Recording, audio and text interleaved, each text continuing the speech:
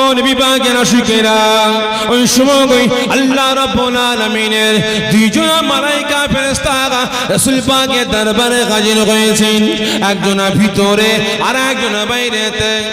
হাজরাতে জিবরাইল সাল্লাম রাসূল পাকের হুজরাখানায় প্রবেশ করে সালাম দিতে আরম্ভ করেন, আসসালাতু ওয়াসসালামু আলাইকা ইয়া রাসূলুল্লাহ, কে ইয়া হাবিবাল্লাহ। হুজুর বেয়াদবি মাফ করবেন, আমার আল্লাহ পাক আপনাকে সালাম জানিয়েছেন, তবে হুজুর আপনার শরীরটা কেমন আছে আমার আল্লাহ পাক আপনার জবান দিয়ে শুনতে চেয়েছেন। ওই সময় আল্লাহ নবী দেন নবী বাবারা মাগারা নবী ইতি মিসর নবী আমার মাসুম বাচ্চা ছেলেদের নাই টুকরে টুকরে কাঁদতে কাঁদতে বলেন, ও আল্লাহ পাকের মালায়েকা ফেরেশতা ভাই জিবরাইল, আমি রাসূল আল্লাহ পাকের হাবিব আল্লাহ পাকের পয়গম্বর আমি নবী মুহাম্মদ রাসূলুল্লাহ সাল্লাল্লাহু আলাইহি ওয়াসাল্লাম, আমি কেমন আছি না আছি আমার আল্লাহ পাক সবই দেখতে পাচ্ছেন, আমার কিসের জন্য জিজ্ঞাসা করেছেন। ওই সময় আল্লাহ রাব্বুল আলামিন মালায়েকা ফেরেশতা বলে উঠলেন, ইয়া রাসূলুল্লাহ, কে ইয়া হাবিবাল্লাহ। হুজুর আমার আল্লাহ পাকের হাবিব আপনি, আমার আল্লাহ পাকের দোস্ত আপনি, আমার আল্লাহ পাকের বন্ধু আপনি, ইয়া রাসূলুল্লাহ, কে ইয়া হাবিবাল্লাহ। হুজুর আমার আল্লাহ পাক আপনাকে সবথেকে বেশি মহব্বত করেন, আপনাকে সবথেকে বেশি প্যার করেন, ইয়া রাসূলুল্লাহ, কে ইয়া হাবিবাল্লাহ। হুজুর আমার আল্লাহ পাক এই জন্য আপনার শরীরটা কেমন আছে আপনার জবান থেকে আমার আল্লাহ পাক নিজে শুনতে চেয়েছে। হুজুর বেয়াদবি মাফ করবেন, বাইরে একজন মেহমান অপেক্ষা করছে, আমার সাথে এসেছে, বাইরে অপেক্ষা করছে। হুজুর যদি আপনি হুকুম দেন অনুমতি দেন তাহলে হুজরাখানার ভিতরে আসবে, নচেত ওখান থেকে ফিরে যাবে। রাসূল পাক বলে উঠলেন, আমার দরবারে মেহমান, আমার দরবারে মেহমান। জি হুজুর কে?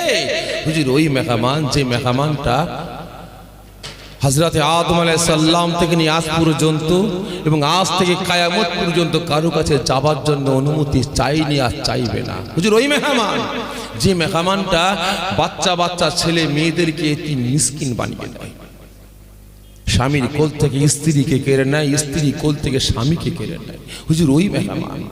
রাসূল আমার বুঝতে পেরে গেলেন কার কথা বলছে। রাসূল আমার কাঁদতে কাঁদতে বলে উঠলেন, আল্লাহ পাকের মালায়েকা ফেরেশতা মালাকুল মউত এসেছে, না এখনই আসতে বলেন, আমি রাসূল বাইরে দাঁড়িয়ে থাকবে, আমার দরবারে আসতে বলেন। রাসূল পাক হুকুম দিলেন, অর্ডার দিয়ে দিলেন। মালায়েকা ফেরেশতা মালাকুল মউত হুজরাখানার ভিতরে প্রবেশ করছেন। যখন রাসূল পাকের কাছে পৌঁছে গেলেন চমকে উঠলেন, মনে মনে ভাবছেন, হারে जिनाके सृष्टि ना करले अल्लाह पाक आसमान जमीन चाँद सूरज कुल कायनात सृष्टि करतेन ना जिनाके सृष्टि ना करले 18,000 मखलुकात আমরা ফেরেশতাও সৃষ্টি হতাম না। আজকে সেই রাসূল মৃত্যুর বিছানায় সজ্জিত অবস্থায় ইয়া হাবলুম মাতি বলে কেঁদে সারে জার হয়ে যাচ্ছে। ভালো করে বুঝবেন, আজকে সকলে হাত তুলে বললাম রাসূলকে ভালোবাসি, আল্লাহকে ভালোবাসি। আমার তো মনে হয় রাসূলকে আরো ছোট করছে, আমি আপনি ছোট করছি। ওই সময় মালাইকা ফেরেশতা মালাকুল মউত গিয়ে সালাম দিলেন, আসসালাতু ওয়াসসালামু আলাইকা ইয়া রাসূলুল্লাহ ইয়া হাবিবাল্লাহ। হুজুর বিয়াদবি মাফ করবেন, আল্লাহ পাক আমাকে আপনার দরবারে পাঠিয়েছেন, যদি আপনি হুকুম দেন অর্ডার দেন, সময় হয়ে গেছে, আপনাকে নিয়ে আল্লাহ পাকের দরবারে যাব। নবী আমার মাসুম বাচ্চা ছেলের নাই টুকরে টুকরে কাঁদতে কাঁদতে বলে উঠলেন, আপনি এরকম কথা বলছেন?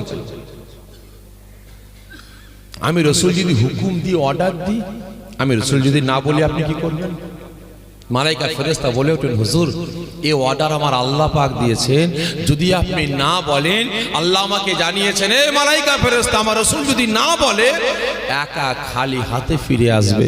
হুজুর আমি একা ফিরে যাব, জোরে বলেন না সুবহানাল্লাহ।